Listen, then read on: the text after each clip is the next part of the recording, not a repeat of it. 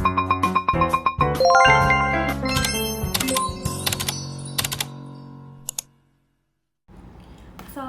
warahmatullahi wabarakatuh. Perkenalkan, nama saya Rofa Maulina Islamia. Saya dari kelas MN22L. Saya di sini akan menjelaskan mengenai konsep dan teori hubungan industrial. Di sini ada pengertian hubungan industrial. Menurut Payaman J. Simanjuntak, hubungan industrial dijelaskan sebagai hubungan yang terbentuk oleh pihak-pihak pelaku produksi seperti pekerja, buruh, pengusaha, dan pemerintah yang bertujuan mewujudkan hubungan yang hebat atau sehat, harmonis, dinamis, dan berkeadilan guna meningkatkan produktivitas usaha dan kesejahteraan bersama. Dan di sini ada menurut Sen Jun Ha Manulang menyatakan bahwa hubungan industrial adalah suatu sistem hubungan yang terbentuk antara para pihak dalam proses produksi barang atau jasa seperti pekerja, buruh, pengusaha, dan pemerintah yang didasarkan pada nilai-nilai Pancasila dan Undang-Undang Dasar 1945. Sistem ini tumbuh dan berkembang di atas kepribadian bangsa serta kebudayaan nasional Indonesia. Selanjutnya ada teori hubungan industrial. Teori hubungan industrial Pancasila. Menurut Abdul Hakim serta pakar-pakar ketenagakerjaan Indonesia, teori HI Pancasila menekankan hubungan yang didasarkan pada nilai-nilai Pancasila dan Undang-Undang Dasar 1945 yang tumbuh di atas kepribadian dan bangsa dan budaya bangsa Indonesia. Selanjutnya, menurut Payaman J. Simanjuntak, mengemukakan prinsip teori HI adalah pengakuan bahwa semua stakeholder, pengusaha, pekerja, masyarakat, dan pemerintah memiliki kepentingan bersama atas keberlangsungan perusahaan. Prinsip-prinsipnya meliputi yang pertama ada kemitraan yang saling menguntungkan antara pengusaha dan pekerja, yang kedua hubungan fungsional dan pembagian tugas yang jelas, yang ketiga atmosfer kekeluargaan, ketenangan usaha, dan ketentraman kerja, yang keempat peningkatan produktivitas dan kesejahteraan bersama. Selanjutnya saran-saran hubungan industrial. Di sini ada 8. Yang pertama, serikat pekerja atau serikat buruh, yang kedua organisasi pengusaha, yang ketiga lembaga kerja sama bipartit, yang keempat lembaga kerja sama tripartit, yang kelima peraturan perusahaan, yang keenam perjanjian kerja bersama PKB, yang ketujuh peraturan perundang-undangan ketenagakerjaan, yang kedelapan lembaga penyelesaian perselisihan hubungan industrial. Selanjutnya di sini ada pasal 103 Undang-Undang nomor 13 tahun 2003 tentang ketenagakerjaan, mengatur tentang sarana hubungan industrial atau HI yang digunakan dalam pelaksanaan hubungan industrial di Indonesia. Isi pasal 103 merinci 8 saran utama sebagai berikut. Saran hubungan industrial. Yang pertama serikat pekerja atau serikat buruh, yang kedua organisasi pengusaha, yang ketiga lembaga kerja sama bipartit, yang keempat lembaga kerja sama tripartit, yang kelima peraturan perusahaan, yang keenam perjanjian kerja bersama, yang ketujuh peraturan perundang-undangan ketenagakerjaan, yang kedelapan lembaga penyelesaian perselisihan hubungan industrial. Oke, selanjutnya di sini ada latar belakang HI atau hubungan industrial.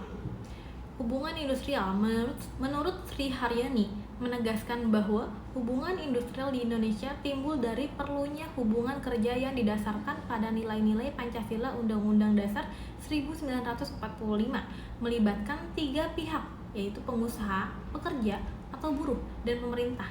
Sistem ini bertujuan menciptakan hubungan yang harmonis, kondusif, dan produktif hingga mendukung pertumbuhan ekonomi serta kesejahteraan masyarakat.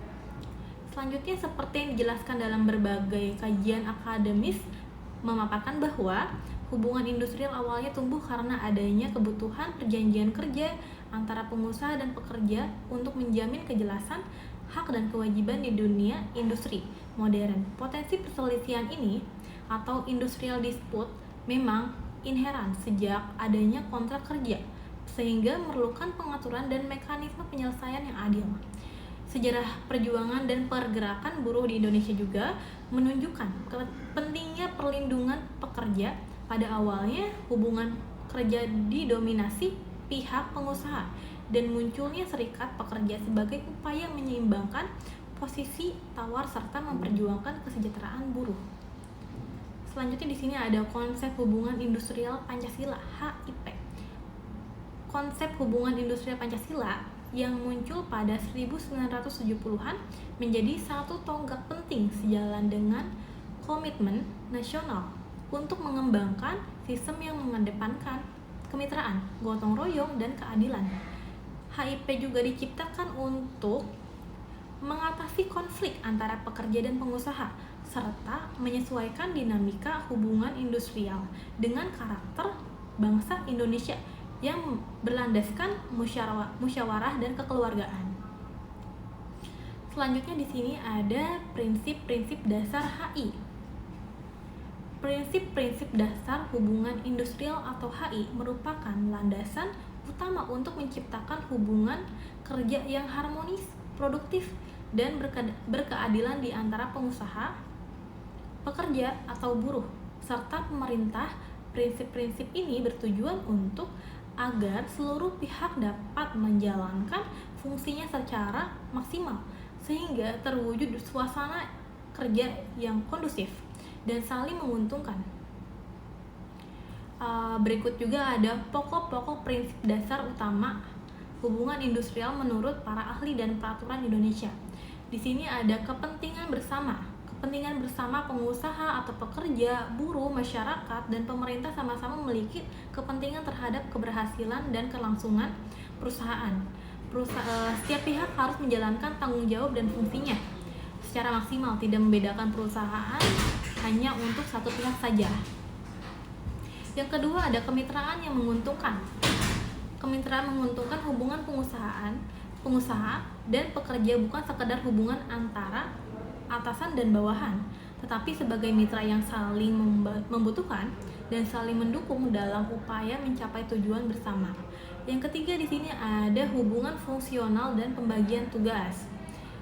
Setiap unsur atau pengusaha, pekerja, dan pemerintah memiliki fungsi dan tugasnya masing-masing yang seharusnya dijalankan dengan baik agar tercipta efisien dan kelancaran kerja.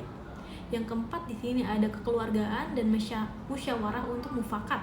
Setiap permasalahan atau perselisihan yang muncul diupayakan diselesaikan dengan semangat musyawarah untuk mufakat secara kekeluargaan, tanpa permusuhan atau pemaksaan oleh pihak manapun.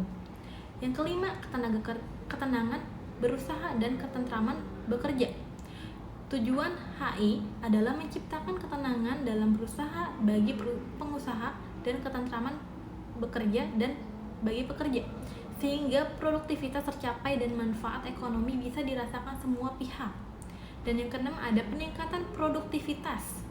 HI atau hubungan industrial diarahkan untuk mendorong setiap pihak bersama-sama berusaha meningkatkan produktivitas perusahaan secara berkelanjutan. Yang ketujuh, ada peningkatan kesejahteraan bersama. Hubungan industrial atau HI berfungsi meningkatkan kesejahteraan pekerja dan keluarganya, sekaligus mendorong kemajuan perusahaan dan memberikan kontribusi positif bagi masyarakat. Dan yang ke-8, persamaan dan non-diskriminasi. Tidak membeda-bedakan berdasarkan golongan, suku, agama, keyakinan, atau jenis kelamin. Semua pihak adalah mitra setara dalam hubungan industrial, jadi tidak dibeda-bedakan. Yang ke-9 di sini ada prinsip mutual trust, mutual respect, dan mutual benefit. Ditekankan adanya rasa saling percaya, saling menghormati, saling menguntungkan antara pihak agar hubungan tetap harmonis, produktif dan bahagia dalam bingkai hubungan industrial Pancasila. Sekian penjelasan dari saya, kurang lebihnya mohon dimaafkan. Terima kasih. Wassalamualaikum warahmatullahi wabarakatuh.